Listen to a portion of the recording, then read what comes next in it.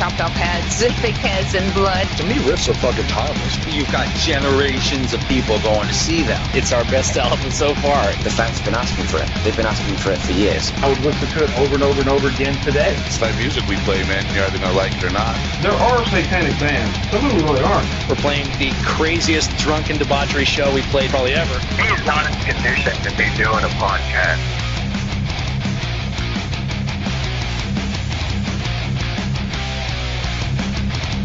You're listening to the Great Metal Debate Podcast.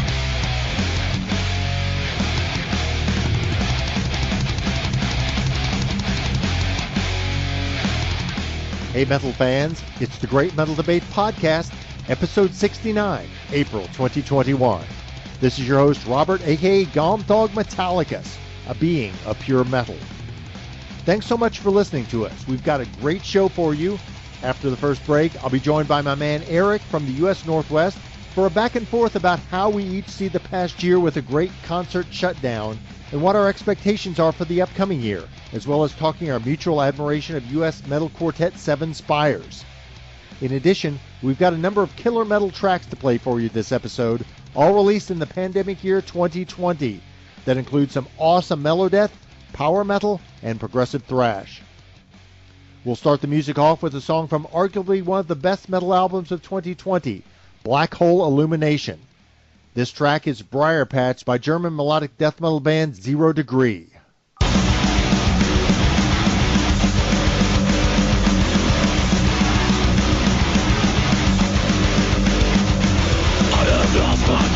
Life when didn't get so bleak, but what I've been dreaming of comes I am still awake.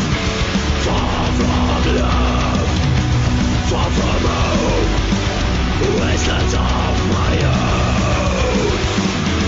Off the road, I lost control, stagnation. Drunk into oblivion.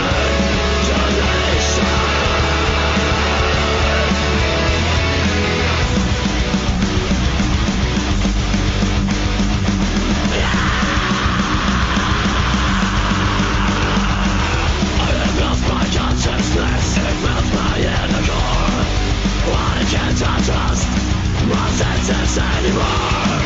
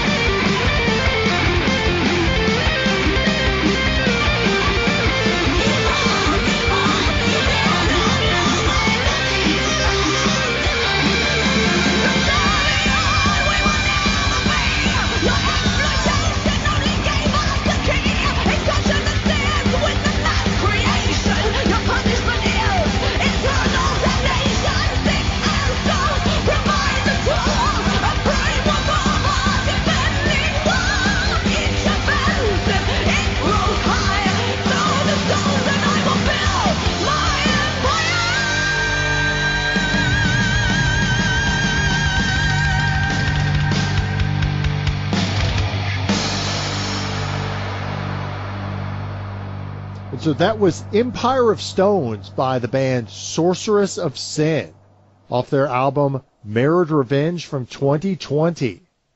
And now I'm pleased to be joined by Erik. Erik, how are you, sir? Good. How are you doing? Doing well, man. Hey, just wanted to have you as a metal fan on the show just to talk a little bit about what I think is on everyone's mind, which is after the debacle of 2020 and no shows, no getting to be around other metal fans, what the prognosis is for the coming year and when things will get back to normal, just kind of what your thoughts are on that and what metal fans are thinking. Yeah, well, I'm still kind of not really sure, just like everyone else, but sounds like things are going to start happening now slowly. Don't know in what form things are going to take, but I'm definitely looking forward for things to get going again. Are you planning on seeing any shows anytime soon? Like, are there any scheduled in your area? I don't have anything scheduled on my calendar. I haven't really heard. I haven't heard too much about what's going on. It's like once last year went down, I kind of just cleared my whole concert calendar, and I've just been waiting for confirmation that something big is really going to come into town. But right now, I'm just kind of up in the air, not really planning on anything yet. See, man, your words resonate so much with me because I'm used to thinking of having the concert calendar. Like that's literally a thing right. Where I've got those shows lined out, and it has been, I don't know about you, man, it has just been strange not to have that. Like on a certain level, I've got my family life, my professional life, but my metal life is that concert calendar. It's been weird to have that pulled out from under me. Absolutely. It's surreal. I mean, it's the first time, it's been like almost a year and a half since I went to a show, which is the first time that's happened since I went to my first show when I was, a little kid. And yeah, my concert calendar for 2020 was probably the best one ever. And I didn't see any shows last year at all. Dude, did you have Seven Spires on there? I know I did. Absolutely. Oh my God, that was the first big heartbreak. I was supposed to see them March 29th in Seattle. I just started getting into them really heavily, and I missed that one. They're probably at the top of my list of bands that I'm looking forward to seeing once I get the chance. I don't know that stateside any band was hit harder than Seven Spires just because they had that amazing tour set up with Insomnium and Omnium Gatherum in the spring, two giants of metal, European metal. And then in the fall, they had another amazing tour set up with Amaranth and Battle Beast. But yeah, for sure, Spires was hit pretty hard, and I feel like they were really, ready to break out, and I think they deserve it, and it really sucked that happened when it did. I was definitely planning on seeing them at least twice, if not 3 times or more last year. Same here, man. And it just strikes me, a band like that was really set to break out. It makes me I have to ask the question, and I think it's not one that when you delve into it is maybe as straightforward as it seems. 2020, do you think when we're sitting here 10 or 20 years later, what do you think we'll be saying about it? Do you think ultimately it was bad for metal, or could it have actually been something that ends up being good for metal? Well, hopefully. The best thing we'll gain from it is just some perspective. I mean, I know that personally I'm going to appreciate going to shows like never before. And I'm sure the bands are going to appreciate being able to play live again like never before. So there's going to be good things that come out of it, obviously, no matter how bad it sucks right now. See, I actually wonder, and this may be controversial, whether there may be a great winnowing of bands. Like, there's going to be a lot of bands who came into 2020, and at whatever point that things start to open back up in 2021, maybe early 2022, they're just not going to stick it out. There will be a lot of metal bands who end up calling it quits. And again, I wonder in some ways that might be good for metal, that there's maybe some reevaluation and winnowing down. I'm curious what you think about that. Yeah, I mean, I think you have a point. I mean, I think there's definitely, sometimes it gets a little oversaturated with bands. There are a ton of bands, and I definitely don't have time to listen to all of them. I usually I tend to stick with a smaller number of bands that I can really concentrate on. And I feel like, the ones that deserve it, the ones that work hardest are going to make it, but not all of them. I agree. And I think in some ways we have become somewhat, in this modern age, used to be just there being a million bands of every subgenre. If there's a reggae version of Pantera, that you'll have 1,000 such bands. And again, that's not necessarily a good thing. I'm wondering if one of the things that will come out of this pandemic and the shutdown of bands is, man, if you're not serious about this, if you're not in it for the long haul, you may call it quits. And that doesn't mean that there won't be legit good artists, excellent bands, excellent musicians who, for a variety of reasons, have to do that. They just have to move on with their lives like many bands end up doing normally. Right. Yeah. I think it's pretty daunting career to try to go after. It takes a lot more than just talent and hard work. I've been a musician more or less my whole life, but I never really even wanted to try to go after a career because it takes a certain dedication, and especially in times like this when bands are suffering so much because of this pandemic, it's a lot to it's a big hit to take, and they got to have a lot of have a lot of heart to be able to stick it out through stuff like that.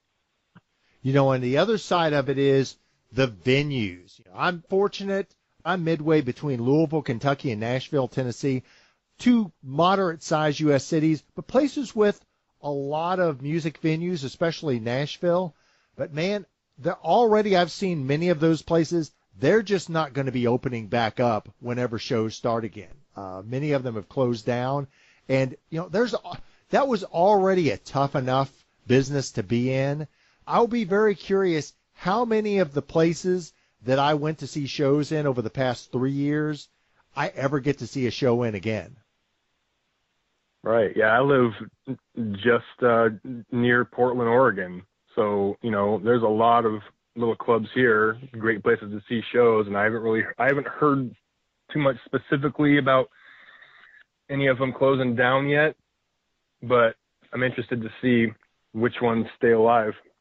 Yeah, it'll be tough, and I shared on social media recently tips for people as things begin to open up. Buy a ticket. This ain't the time for you to be asking for the free pass, to be on the band's rider. Just buy a ticket. I photograph bands. I interview artists. I normally get in for free, but going for the next year at least, man, I am certainly not going to expect that. I'm just buying my own ticket, man. I mean, I think that's something that's necessary both to support the artists, but also maybe even more importantly, the venues that allow these artists to play. Exactly. Yeah. I mean, I don't have a problem, buying a ticket, especially since I hardly ever pay more than $20 or $30 for a show, which I love. I love, listening to this metal that's not widely popular, where I don't have to go to an arena and pay hundreds of dollars for a ticket. I love it. So I have no problem shelling out $20, $30 for a show because it's well worth it for me, obviously. And even T-shirts, even the overpriced T-shirts, I don't even complain too much about that because it makes me feel good to support these bands that I don't think get enough credit. Dude, I feel like buying the T-shirt, when I see a show and if I enjoy the artist, I immediately go to that merch table and buy the shirt as just kind of a thank you and donation and support. That's their gas money. Dude, I'm probably, like, if it's $17, I'm just going to round up, give them a little extra there. Again, that's gas money. That's something for them as they're on the road. It's going to be tougher and tougher for bands. This has been their livelihood, and it's been it's been a tough haul for them over the past year. Anything extra you can spare for them, I think, will be appreciated. Absolutely. I feel the same way. I always try to do that when I can. One other thing I want to bring up with you, Erik, because I know that you, are like me, are a fan of European metal, but I've kind of resolved myself to the fact that many of those European bands, it's going to be an extra long time. Even if late summer, early fall, things start to open up, there's more shows, it's all going to be U.S., maybe some Canadian bands. The idea of somebody coming from Norway, Sweden, or Greece to play in the U.S., it's just too much of a risk, and we're just not going to see a lot of those bands for a long while. Right. I mean, it's going to be gradual. It's not just going to be like normal right away. And, you know, being music, sometimes you get used to the idea of, you know, some of my favorite bands of all time, I never got a chance to see. Figure I never will because they didn't even come over because incredibly expensive. Like, I feel bad. You know, we were talking about that tour with Seven Spires, and I felt so bad that Insomnium and Omnium Gatherum came over here from Finland, set up this whole tour only to do one show. It's always a risk. I know Epica a few years back had to end up canceling their tour, and they had come across. I love bands from Europe. I know every time they come across here, they are taking a huge financial risk, and there are a number of bands, Therian in particular, who did it once, got burned, and were like, we are never doing this again. And so I'm so appreciative, but I set my expectations where it's going to be a while before I see some of those bands that I love here live in the States. For sure. And it sucks, but because there obviously is so many great bands in Europe, but I'm happy that, I mean, there are still plenty of good American bands. I talk about Seven Spires all the time. They're basically my favorite band. I've been wanting to find a young band that really spoke to me musically, and it's cool that they're an American band too. And so talented. They impressed the heck out of me. Every one of them just amazing musicians. I think still great things are in store for that band, but I will always wonder what would have been if the pandemic had never hit and they had had those two huge North American tours to introduce them to the entirety of the metal community here in the States. Yeah, it would have been a big thing for them. But, you know, one of the silver linings of the pandemic is that there's been a lot. I mean, obviously you got everybody locked down and doing a lot of writing and stuff like that. So we're going to have tons of new music coming out because nobody could tour, including, you know, the third Seven Spires album, which I'm anxiously awaiting, which should be done pretty soon. But yeah, I love all four of them. I mean, I love everything Adrian does. And anytime any of them is involved in something, I'm all over it. New Firewing CD should be great. Love it. Yeah, look for that again. The Dovas release, that new Firewing should be excellent. Looking forward to that. Well, man, it's been good to talk to you, Erik. I appreciate it. And we'll close out this podcast with a few more amazing metal tracks all released in the pandemic year 2020.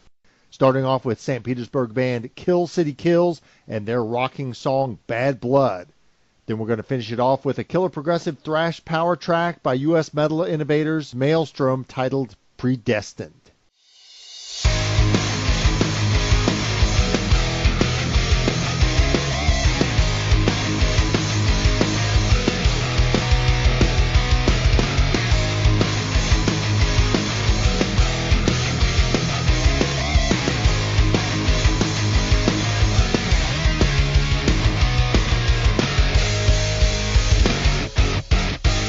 On the top of misery,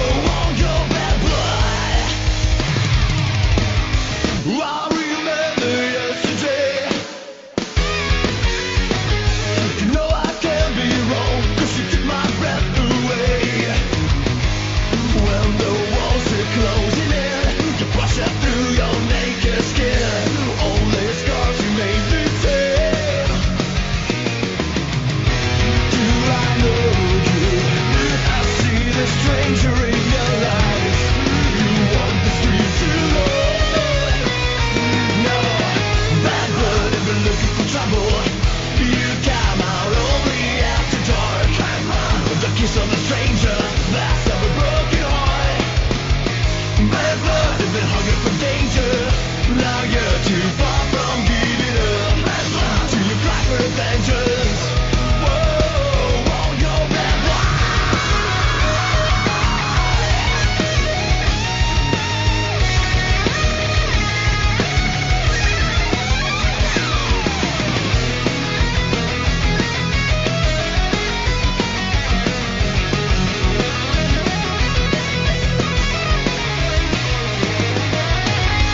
Never go down with the shame.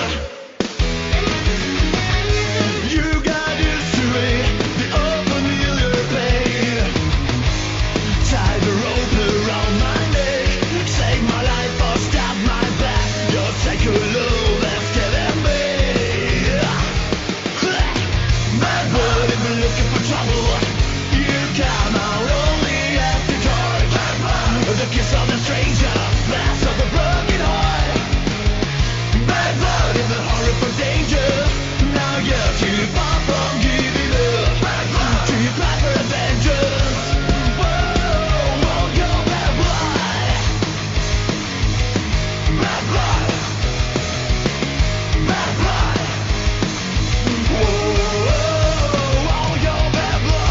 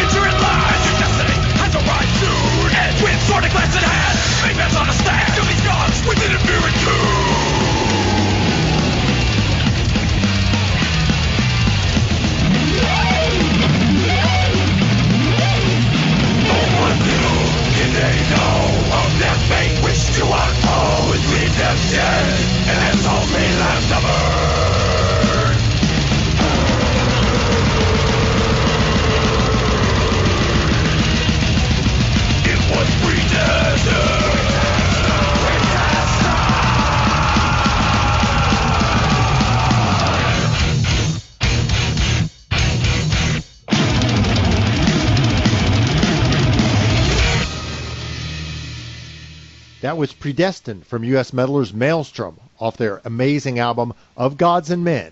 And before that, we heard Russian heavy rockers Kill City Kill with Bad Blood from their 2020 full-length album Badlands 1. Thanks again to Erik for coming on the show today to talk metal music with me, and thanks to you metal fans for listening in. With concerts slowly being scheduled again, we're looking to get back into it with plans to attend a few shows in the central eastern U.S. over the next few months, as well as some fests later in the year.